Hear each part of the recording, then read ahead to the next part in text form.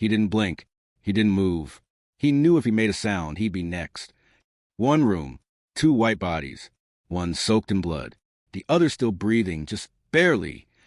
And in the shadows, he stood a slave. No weapon, no rights, no voice. Asterisk, but he'd seen everything. What do you do when freedom costs silence? What happens when the truth could get you killed either way? This isn't fiction. This happened.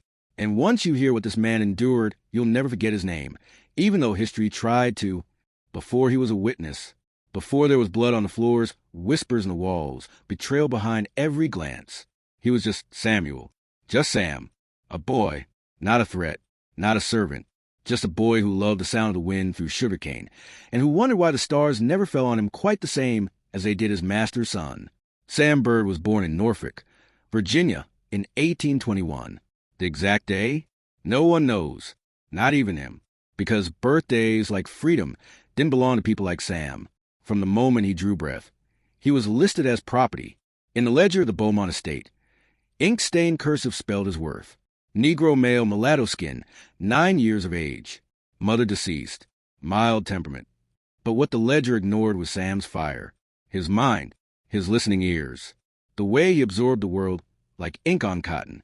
See, Sam was what some call bright. Not just in skin, but in mind. He picked things up fast, quicker than they liked. He learned the master's handwriting by copying discarded receipts. He learned the alphabet by watching the youngest Beaumont child in her evening lessons. He learned people by watching what they didn't say. The way Eleanor gripped her wine glasses until they cracked. The way Charles twitched when the word debt came up. At 10 years old, Sam already knew that fear had a sound. It was the sound of boots on the floorboards at midnight. It was the way silence could scream. The master, Leonard Beaumont, wasn't cruel in the same way as others. He was distant, cold, a tall man with thinning hair and a voice like dry leather, a merchant who'd inherited wealth, not made it, and was slowly watching it trickle down the drain with each passing year. He noticed Sam's sharpness early on, so instead of sending him to the fields, he brought him inside, into the mansion, into the polished wooden hallways and oil-painted walls of Beaumont Manor. At first, Sam thought it was a blessing. Fewer lashes, clean clothes, warm food scraps. He thought he'd made it, but he hadn't stepped into a sanctuary. He had stepped into a volcano, because inside those walls was a war. The kind that doesn't shout, it whispers. The kind that hides behind lace curtains and silver utensils, but burns just the same. Eleanor, the mistress of the house, was many things. Beautiful by Southern standards. Witty, always pulling at her gloves like they were too tight. But her beauty came with frost. She wore grief like perfume, never smiled except when company came, and stared at Sam just a little too long.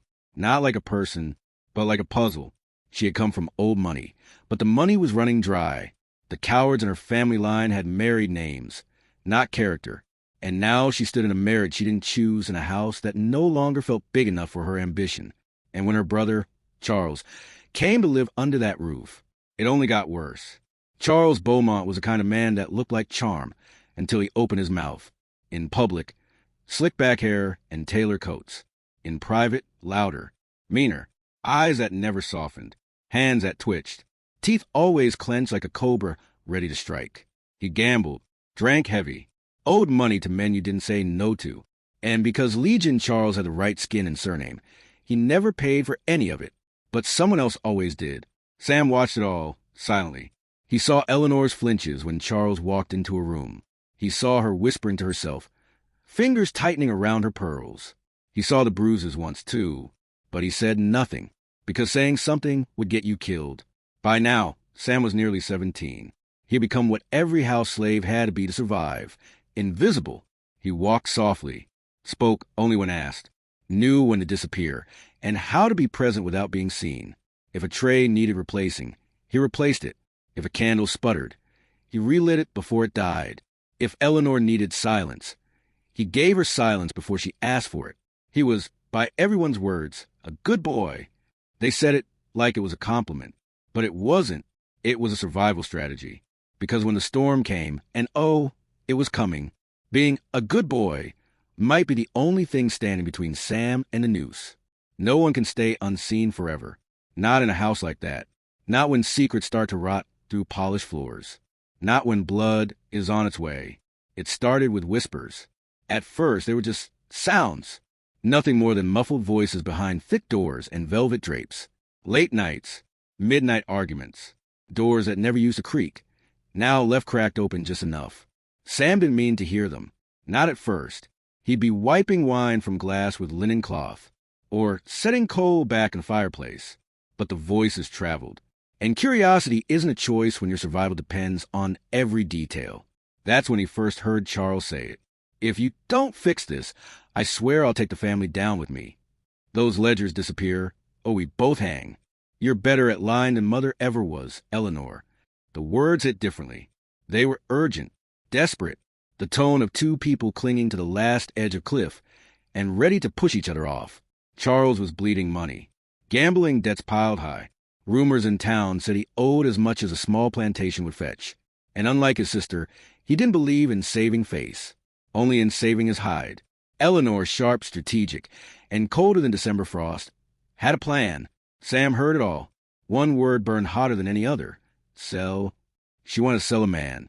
A slave named Elijah. Strong. Quiet. In his early 20s. He'd been on the Beaumont land since he was a boy. Grew crops with his hands. Built fences with his back. Said, "Yes, ma'am," even when tears stained his cheeks. But more than that, Elijah had a life. He had love. A wife named Ruth. And Ruth was pregnant.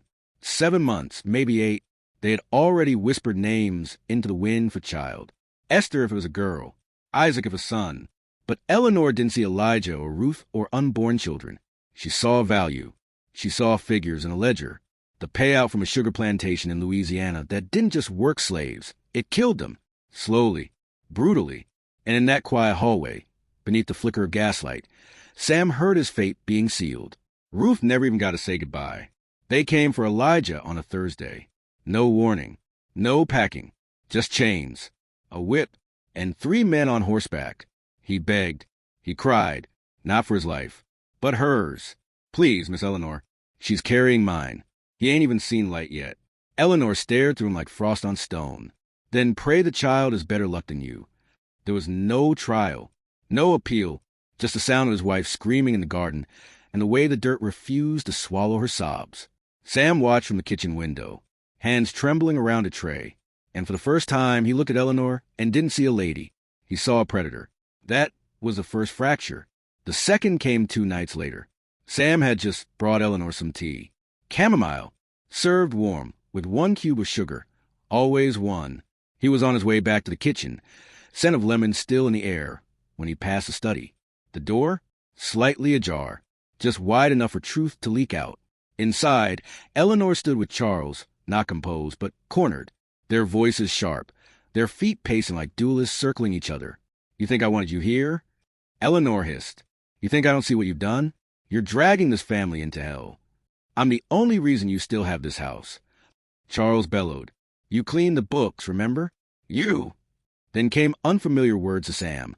Ledger, refinance treasury note. Financial things. Dangerous things. He didn't understand all of it, but one word rang loud and clear. "Shut your damn mouth." A slap, loud, raw. The sound of skin on flesh that shouldn't have happened behind those polished doors. Then silence. Breathing. Ragged. Uneven. Heavy like the moments after a thunderclap. Sam leaned back, instantly. Eyes wide. Tray clutched to his chest like armor. And then he saw her. Eleanor stumbling out of the study. Fingers clutching a spot on her side where the thin fabric of her nightdress clung tight. Red. Bruised. No tears, no screams. Just rage in her eyes. But behind her came Charles. And he didn't apologize. He straightened his collar. Took a sip from a decanter like nothing had happened. And muttered, "Next time, I won't miss." Their eyes never even met Sam's. Because to them, he didn't exist. He was wallpaper. Furniture. A witness no one respected enough to hide the violence from. But Sam existed. He carried that silence back to his cot that night like a stone tied to his spine. And in the dark, he stared up at the ceiling. Elijah's child still unborn. Eleanor's bruises still vivid. Charles's threat lingering like a ghost in the hallway. Sam knew how this world worked. Slaves didn't speak. Not of pain. Not of bruises. Not of blood. What they saw, they buried. What they heard, they forgot. It was how they stayed alive. But something changed that night. Sam felt it, like a rope tightening around the house, closing in, the kind of tension that makes floors creak and lamps burn lower than they should. He shouldn't have looked, shouldn't have listened, should have kept walking. He knew better. But what do you do when the truth won't stop whispering in your ear? What do you do when you've already seen too much? And then came that night, October 3rd, 1840, a night that began like any other, but ended in blood, silence, and secrets that would haunt a man till his last breath. The rain outside whispered against the windows. Not a storm, not thunder, just a soft, steady curtain of water falling over Beaumont Manor, like the house itself was being washed clean before the sin. Sam had finished his chores early. There were no guests, no field hands in the kitchen, just the house, dark, still, too quiet. But one light was still burning, the study. Eleanor hadn't gone to bed. And Charles? He'd been drinking since sunfall. The tension in the air was wrong. Sam felt it, like the walls weren't just holding up the roof. They were holding in something else, something waiting to snap. He wasn't supposed to be near the study, but he'd forgotten a candle. His hands were full. He only meant to pass through, but his eyes caught the glow under the study door, and the sound of glass breaking inside. A shout, a male voice, sharp, slurred, then silence. Sam reached for the handle, just a check, just a knock, and when he opened the door, he saw everything. Beat, slow, pause, but we're not there just yet. What happens next? It goes deeper, darker.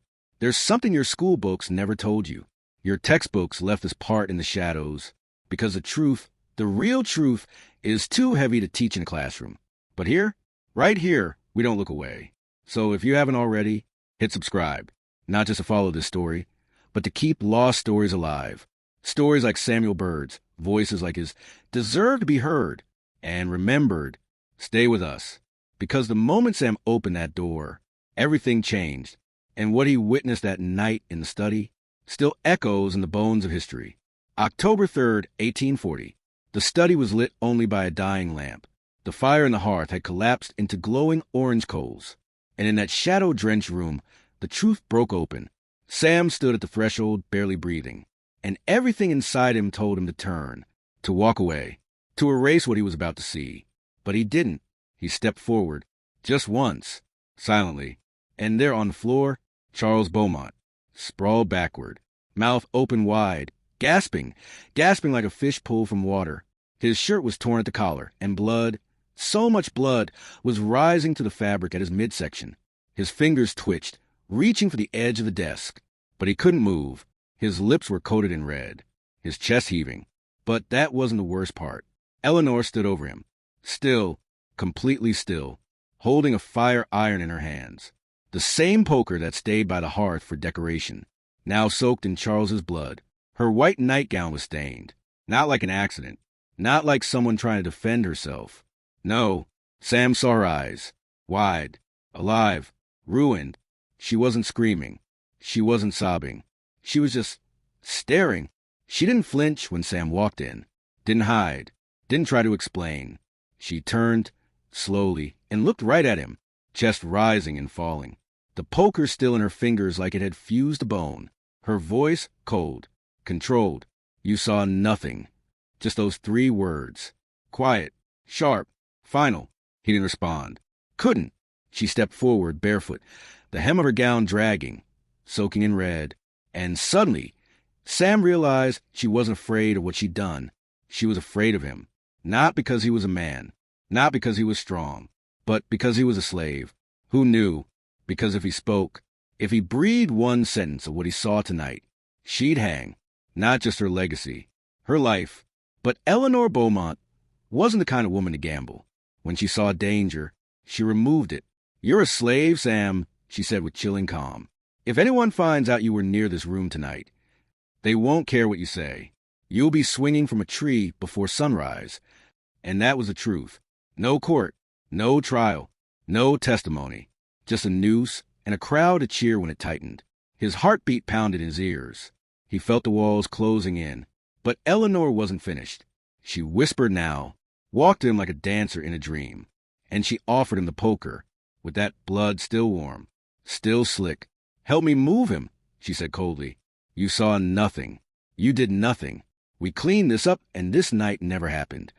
And just like that, the question fell into his hands, heavier than the iron rod ever could be. Do you stay silent to survive, or speak truth and die anyway? Sam hesitated, because he wasn't just an onlooker anymore. He was about to become part of it, a silent witness, an accessory. If Charles died and Sam stayed quiet, that made him both witness and accomplice. And Charles did die. Not then, not right away, but down in the cellar, bleeding out slowly on dirt floor, breath rattling like wind through cracked windows. He died. Sam carried his legs, dragged the once powerful white man's body behind stained curtains and locked doors. He wiped the floor, scrubbed the rug, burned the gloves she wore. He didn't cry, didn't scream, but something inside him broke. That night, he couldn't sleep. How could he? He had become invisible again, not just unseen now, but erased into the crime. The following morning, the house was quiet, too quiet. Eleanor had already prepared her story. She claimed Charles slipped on the stairs and struck his head, said he was drunk, angry, unstable. And no one argued. No one asked about the rug. No one questioned the bruises on her neck, or the tear in her nightgown, or the strange smell of burnt cotton rising from a hearth. Why would they? A sudden death, a tragic accident. Another page turned in a Southern tragedy. By supper time, the sheriff had come and gone. Case closed. Everyone accepted the polite lie, because it saved them from the messy truth. Everyone except Sam. He had seen it all. The blow, the blood, the eyes. He had helped bury the body, clean the sin, protect the murderer for his own survival. But as the sun set again, 24 hours later, a stable hand whispered a warning in Sam's ear. "You know she's going to get rid of you now, right? You know too much." And that was the moment Sam realized. Staying silent doesn't mean staying safe. Truth, held in too long, starts to rot. And secrets soaked in blood don't stay buried forever. So what did Sam do? He ran. And what he did next changed everything. Samuel Byrd did something almost no one in his position ever dared to do. He told the truth. No whisper, no code, no veiled metaphors or half-sentences. He named names. He gave dates. He described everything in vivid, terrifying, undeniable detail. Somehow, after 72 hours without sleep, still wearing the same blood-flecked clothes, with nothing but fear pushing him forward, he ran. Before dawn, the house was cool with fog. The soil, damp from night rain, muffled his steps as he slipped past the gates of Beaumont Manor. No one saw him leave, or if they did, they stayed silent. But they wouldn't stay silent for long. He made it to Richmond on foot, to a safe house run quietly by Quakers and abolitionists, a part of the growing underground railroad movement. The woman who opened the door the morning he arrived said he looked older than his years, not because of age, but because of what was behind his eyes. Inside that small clapboard house, seated by a fire, warm for the first time in nights, he spoke. He told his story to people who finally listened. They wrote it down, word for word. He gave the layout of the study room, what time he saw Charles, exactly what Eleanor wore, how the blood spattered upward in droplets, how Charles's hand twitched the last time before going still. This wasn't confusion. This wasn't fantasy. It was testimony, the kind that courts claimed to want but never accepted from black mouths. They knew the risk of publishing it, but still, someone listened. A traveling journalist from Ohio, working with the Presbyterian Anti-Slavery Network, heard about Sam's confession while passing through. He wasn't supposed to stay long. He stayed a week, and when he left, he carried what Sam gave him, a candle in a dark sea. 1 year later, in 1841, an article quietly appeared in a Boston-based anti-slavery journal. Testimony of a colored house servant. "The night I saw a murder and could not speak." The byline? Simply listed as a witness servant. But we know it was Samuel. It sent quiet ripples through the North. But in the South, it was like setting fire to a hornet's nest. Southern newspapers printed rebuttals almost immediately. Vicious ones. They called him a conspirator, a runaway criminal, claimed there was no murder, no witnesses, and certainly no woman capable of it. Some articles even claimed Sam had killed Charles himself, that the entire story was a cover for a rebellious plot. They said Eleanor, in her grief, left town for New Orleans. Others claimed she had taken her own life after losing her brother. But here's the disturbing truth. Eleanor Beaumont vanished. Absolutely vanished. There was no signed obituary. No body in the family graveyard. No confirmation of her death. No formal trial. No charges filed. No justice system invoked. One of Virginia's most prominent white families simply went quiet. Power can silence a lot. Sam couldn't afford silence anymore. His truth was out, and that meant he had two choices: disappear into the story, or be dragged back into it. So the abolitionists helped him once more. They gave him a new name, a safe transport north using the Underground Railroad's coded network of preachers, school teachers, and midwives who knew better than ask too many questions. In early 1842, Sam boarded a wagon outside Fredericksburg, pretending to be mute, left behind his name, his entire self, and rode into a freedom so fragile it barely felt real. He reached New York in the spring, and that is where his trail ends. He never told the story again, not in public, not by name. No descendants ever came forward. No old age memoir. Just that one article, 7 pages long, published by men brave enough to print it, and forgotten by a country too afraid to read it. That was his record. No gravestone, no statue, no film, no classroom unit with his name in bold. Just a testimony, a flame in the dark, testimony of a colored house servant. The night I saw a murder and could not speak. Not because he was weak, not because he lacked courage, but because in the America of 1841, telling the truth was deadly. And yet, somehow, he lived. He carried the burden of that night until the day he met the only kind of peace this country ever offered him: to disappear. He never used the name Samuel Byrd again. But tonight, we speak it. In the stories of the enslaved, silence wasn't cowardice. It was armor, but even armor cracked with time. Samuel Byrd's name was never carved into stone, but we've carved it into memory now. And maybe that's how history changes.